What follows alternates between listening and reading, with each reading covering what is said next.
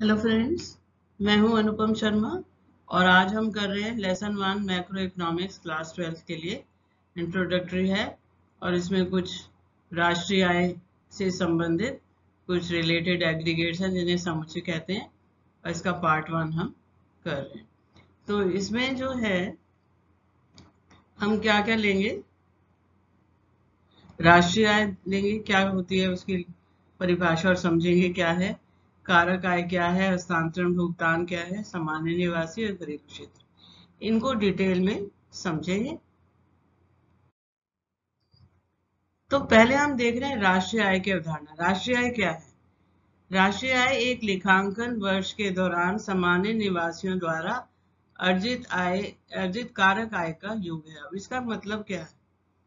देखिए, कोई भी राष्ट्रीय आय, पहले तो जो लेखांकन वर्ष होता है वो होता है 1 अप्रैल से 31 मार्च, एक साल का वक्त होता है। उसके दौरान, एक वर्ष के दौरान क्या है, सामान्य निवासियों द्वारा अर्जित कारक आय। कारक आय क्या होती है?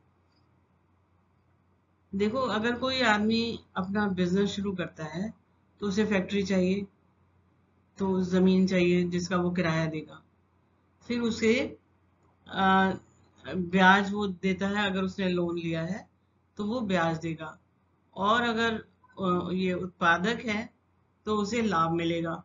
और इसमें कारक आय भी है, यानी कि कर्मचारियों का श्रम भी, वो मुआवजा भी है, जिसे आप आय कहते हैं। तो वो सब हम इन सब में लेते हैं। तो आप देखिए, श्रम श्रम को क्या मिलेगा? वेजेस, यानी कि वेतन मिलेगा। भूमि को किराया मिलेगा। पूंजी को ब्याज मिलेगा। पूंजी कैसे? अगर कोई लोन लिया है तो उस पर ब्याज देना पड़ेगा। और इसी श्रम, भूमि, पूंजी हो गया, और उत्पादक जो है उसको लाभ मिलेगा। ठीक है, तो इस तरह से ये 4 चीजें होती हैं। और पूरे देश में सभी व्यक्तियों को, या सभी कारक आय, मतलब जो ये हैं, आपका कर्मचारी हैं, या आपने किराया दिया है, भूमि, पूंजी, ये सब फैक्टर्स ऑफ प्रोडक्शन कहलाते हैं, कारक आय कहलाते हैं, उत्पादन के कारक कहलाते हैं। तो इसलिए इन सब का जो भुगतान किया जाएगा एक लेखांकन वर्ष में, यानी 1 अप्रैल से 31 मार्च तक सभी को, कर्मचारियों की आय हो जाएगी, फिर किराया, ब्याज और लाभ जो दिया जाएगा, इन सब का जोड़ जो है वो राष्ट्रीय आय बनेगा। यानी अगर आप एक लाइन में करें तो कारक आय कर्मचारियों का आपका वेतन है, फिर किराया, ब्याज और लाभ, इस सब को मिला के जो है आपकी कारक आय पूरे देश के लेखांकन वर्ष में, यानी पूरे देश में जितने भी उद्योग चल रहे हैं उनको जो फैक्टर पेमेंट्स की गई हैं, यानी कि ये सब भुगतान किए गए हैं, ये मिलके राष्ट्रीय आय बनेगा। और किसी देश के सामान्य निवासियों के, ये जो सामान्य निवासी जो भी उस देश में रह रहे हैं वो द्वारा ये सब जो आय अर्जित की गई है उसका योग है। अब हम देखते हैं, राष्ट्रीय आय में हस्तांतरण भुगतान शामिल नहीं है। हस्तांतरण आय का मतलब ये होता है कि जो, इसको इंग्लिश में ट्रांसफर पेमेंट्स बोलते हैं, जो आय अर्जित नहीं की गई। जैसे कि वृद्धावस्था पेंशन है, उन्होंने अर्जित नहीं किया है लेकिन समाज सेवा के लिए, समाज कल्याण के लिए दिया जाता है। बेरोजगारी भत्ता दिया जाता है ना, जो कई देशों में है।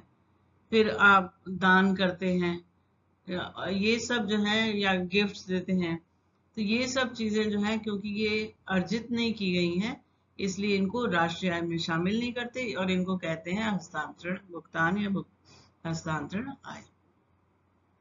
अब सामान्य निवासी, अभी हमने ऊपर पढ़ा था, सामान्य निवासियों द्वारा अर्जित कारक आय का योग है। तो अब सामान्य निवासी कौन है? जो आमतौर पर संबंधित देश में रहते हैं, वो 1 वर्ष से अधिक समय से उस देश में रह रहा है। इसका क्या मतलब है? इसका मतलब ये है, एक तो हम हैं जो जन्मजात हमें नागरिकता मिली हुई है, हम सामान्य निवासी, और एक वो है जिनको नागरिकता प्राप्त नहीं है, वो विदेशों से आए हैं। कोई अमेरिका से आया है, कोई लंदन से आया है, और वो हमारे देश में 1 साल से ज्यादा रह रहा है तो वो कहलाएगा सामान्य निवासी। तो चाहे वो उसको भारत की नागरिकता प्राप्त नहीं है। दूसरा पॉइंट जरूरी है सामान्य निवासी के लिए, जिसका आर्थिक हित संबंधित देश में निहित है, कि वो उसके आर्थिक हित उसी देश में है जिसमें वो रह रहा है, चाहे वो निवेश कर रहा है, चाहे वो उत्पादन कर रहा है। यानी उसने अगर कोई छोटा मोटा बिजनेस किया है, उसने निवेश किया है, पैसा लगाया है, या खपत का मतलब है कि वो भोग कर रहा है हम यहाँ पर, तो ये इन गतिविधियों में शामिल है। तो उसके आर्थिक हित यहीं पर है। अगर कोई काम कर रहा है यहाँ पर, बिजनेस कर रहा है, तो उसके आर्थिक हित यहीं पर है। तो 2 पॉइंट जरूरी हैं, वो 1 वर्ष से अधिक समय से रह रहा हो, और दूसरा उसके आर्थिक हित उस देश में निहित हो। भारत में काम करने वाली विदेशी अंतर्राष्ट्रीय मुद्रा कोष जैसे अंतर्राष्ट्रीय संस्थाओं जैसे दूतावास में काम करने वाले निवासी वो, और लेकिन भारत में वो यहाँ के सामान्य निवासी नहीं। कौन है? जो अंतर्राष्ट्रीय संस्थान हमारे भारत में, जैसे अगर आप दिल्ली में देखो तो WHO का ऑफिस दिखता है, IMF है, यूनिसेफ है, बहुत सारी अंतर्राष्ट्रीय संस्थान है जो हमारे देश में काम कर रही है। तो उसमें जो विदेशी काम कर रहे हैं वो हमारे देश के सामान्य नागरिक नहीं है, क्योंकि उनके आर्थिक हित अपने देश में है ना, दूतावासों में भी काम कर रहे हैं। लेकिन भारत में इन स्थानों पर काम करने वाले भारतीय सामान्य निवासी, विदेशी जो काम कर रहे हैं इन संस्थानों में वो सामान्य निवासी नहीं है, लेकिन अगर भारतीय उधर काम कर रहे हैं, इन संस्थानों में काम कर रहे हैं, तो वो सामान्य निवासी हैं।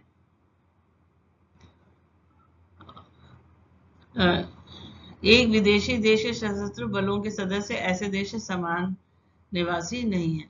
तो ये कुछ है जो इनका भारत में स्थानों पर काम करने वाले भारतीय जो है सामान्य निवासी नहीं है, और राजनयिक हैं जो पॉलिटिकल लोग वहाँ के हैं या दूतावासों में काम कर रहे हैं वो यहाँ के सामान्य निवासी नहीं है। कई बार ये क्वेश्चन आ जाता है तो उसमें आप कहेंगे इसलिए नहीं है क्योंकि उनके आर्थिक हित अपने देश में ही केंद्रित है।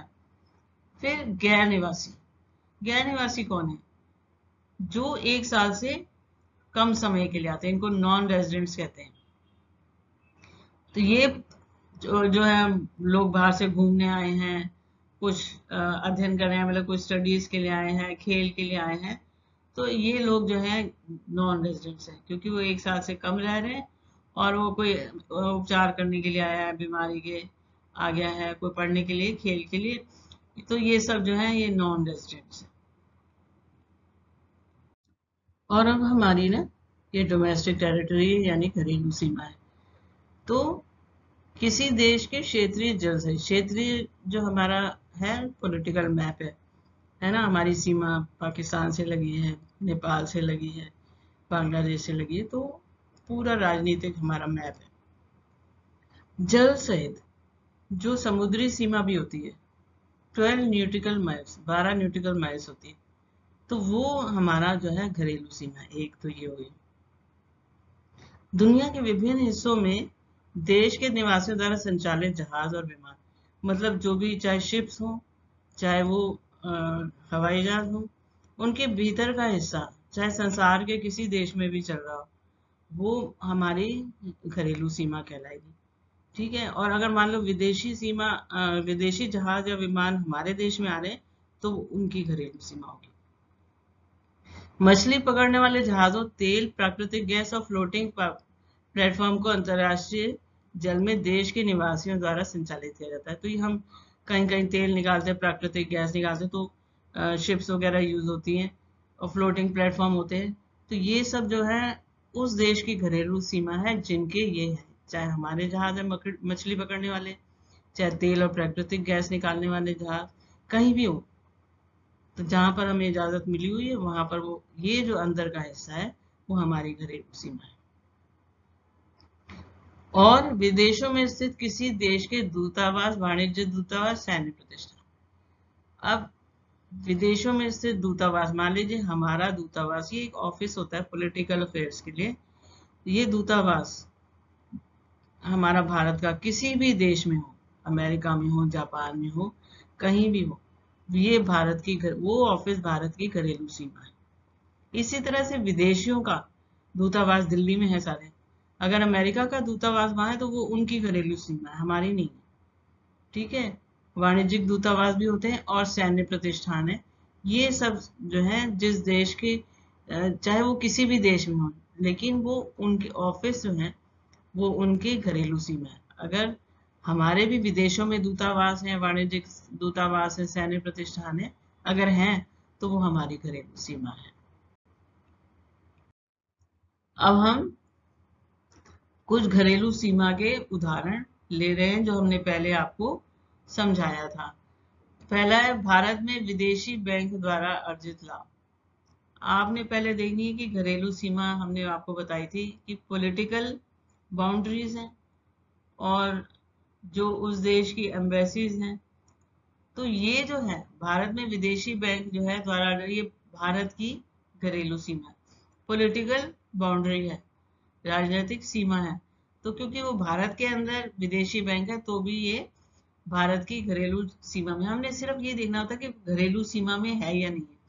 तो घरेलू सीमा में क्योंकि ये है, राजनीतिक सीमा में है, इसलिए इसको घरेलू आय में शामिल करेंगे। सिंगापुर में एक कंपनी में भारतीय द्वारा अर्जित लाभ। तो ये जो है आप देखेंगे कि घरेलू सीमा किसकी है, सिंगापुर। तो चाहे भारतीय काम कर रहा है वो हमारी घरेलू सीमा में शामिल नहीं होगा। घरेलू सीमा सिंगापुर की है, उनकी राजनीतिक सीमा है। जापान में भारतीय स्टेट बैंक द्वारा अर्जित लाभ। अब किसकी टेरिटरी है, जापान की, तो इसलिए इसको शामिल नहीं करेंगे। यह जापान का घरेलू क्षेत्र है। जापान में एक भारतीय दूतावास में एक भारतीय द्वारा अर्जित लाभ। भारतीय दूतावास जो है हमारी घरेलू सीमा है। आपको पिछले हमने स्लाइड में बताया था कि ये भारत की घरेलू सीमा है, इसलिए इसको हम जो भी भारतीय दूतावास में कहीं भी पूरे संसार में भारतीय काम कर रहा है तो वो हमारे हम उसको घरेलू उत्पाद में शामिल करेंगे। भारत में रूसी दूतावास में एक भारतीय द्वारा अर्जित किराया, बिल्कुल भी नहीं, क्योंकि ये रूसी दूतावास जो है घरेलू सीमा रूस की, तो इसलिए इसको शामिल नहीं करेंगे। अब हम करेंगे real GDP and nominal GDP. तो ये क्या है, रियल जीडीपी होता है ग्रॉस डोमेस्टिक प्रोडक्ट, सकल घरेलू उत्पाद। तो नॉमिनल जो जीडीपी होता है इसको मौद्रिक घरेलू उत्पाद भी बोलते हैं। तो ये वर्तमान मूल्य पर, एट करंट प्राइसेस, जो अभी प्राइस चल रहा है उस पर लेते हैं। तो नॉमिनल जीडीपी पर सकल घरेलू उत्पाद का अर्थ है लेखांकन वर्ष के दौरान किसी देश के घरेलू क्षेत्र के भीतर उत्पादित अंतिम वस्तुओं और सेवाओं का बाजार मूल्य। अब इसको देखिए एक एक करके लेते हैं। पहले तो वर्तमान मूल्य लेने जो आजकल उस समय में जिसका हम ले रहे हैं, मान लो 2022 ले रहे हैं, वहां के करंट जो प्राइस है उस पर ले रहे हैं। सकल घरेलू उत्पाद को ले रहे हैं, पूरा घरेलू, क्या मतलब है घरेलू उत्पाद का, एक मैंने बताया लेखांकन वर्ष क्या होता है, 1 अप्रैल से 31 मार्च के बीच में किसी देश के घरेलू क्षेत्र के भीतर यानी इंडिया में उत्पादित अंतिम वस्तुओं और सेवाओं का मूल्य। हम अंतिम वस्तुओं और सेवाओं का मूल्य लेते हैं, ठीक है। बाजार मूल्य हमने ले लिया। अब कैसे, मान लीजिए गेहूं का उत्पादन, अभी छोटा एग्जांपल ले रहे हैं, 100 किलो हुआ और 10 रुपए प्रति किलो, तो कितना हुआ, 1000 रुपए। तो ये घरेलू उत्पाद हो गया। तो हम इसको फिर इसका फॉर्मूला है नॉमिनल जीडीपी निकालने का, ये जो सकल घरेलू उत्पाद नॉमिनल जीडीपी, इसके लिए वास्तविक घरेलू उत्पाद इंटू सूचकांक इंटू 100। अब ये सूचकांक क्या है ये भी देखना पड़ेगा। तो सूचकांक क्या है कि अभी हमने जो लिया था करंट ईयर का लिया था, मूल्य लिए थे, ठीक है। तो हम क्या करते हैं कि रियल जीडीपी निकालने के लिए या इसमें भी नॉमिनल को भी निकालने के लिए हम क्या करते हैं कि एक बेस ईयर ले लेते हैं, है ना। बेस ईयर क्या होगा, जैसे मान लीजिए 5 साल, अभी 22 चल रहा है, 18 का ले सकते हैं, 19 का ले सकते हैं, जो एक सामान्य वर्ष माना जाए, और जो बहुत ज्यादा दूर ना हो, 2002 का नहीं ले सकते हैं, और जो बहुत ज्यादा नहीं है 21 का ले लें। तो इसलिए 5 वर्ष का गैप रख लिया है। ये जरूरी नहीं है 5 वर्ष का हो, लेकिन थोड़ा सा बहुत ज्यादा दूर ना हो और बहुत ज्यादा पास ना हो, वो बहुत सामान्य वर्ष हो। ठीक है, तो उसमें उसको हम कहते हैं प्राइस इंडेक्स या बेस ईयर भी बोलते हैं।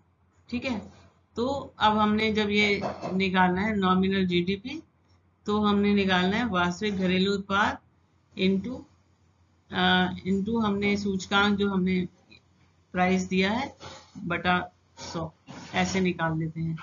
और वास्तविक लेने के लिए आपने ये वाला फॉर्मूला लगाना है। इनको सबको याद करना है। ये एग्जांपल्स दिए, एग्जाम आपको इनकी वैल्यूज को पुट करके निकालना है। तो बच्चों, अगर आपको मेरा ये वीडियो पसंद आया हो तो लाइक और शेयर करें, सब्सक्राइब करें और बेल आइकन का बटन जरूर दबाएं। Thank you.